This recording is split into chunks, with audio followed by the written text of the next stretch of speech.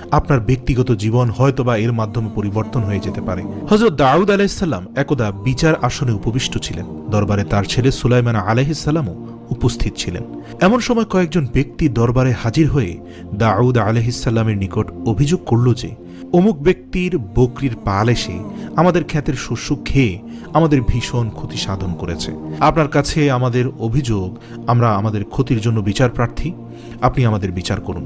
তখন হযরত দাউদ আলাইহিসসালাম লোক পাঠিয়ে তদন্ত করলেন যে ক্ষেতের মালিকের কি পরিমাণ ক্ষতি হয়েছে তা বুঝার জন্য। তদন্তকারী এসে জানালো যে যে পরিমাণ শস্য খেয়েছে তার মূল্য বকরিগুলোর মূল্য সমান হবে, অর্থাৎ ক্ষতি বেশ হয়েছে। হযরত দাউদ আলাইহিসসালাম তখন ক্ষেতের মালিকদেরকে বকরিগুলো দিয়ে দেওয়ার ফয়সালা প্রদান করলেন।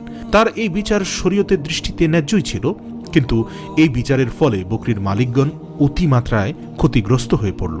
হযরত দাউদ আলাইহিসসালামের ছেলে সুলাইমান আলাইহিসসালাম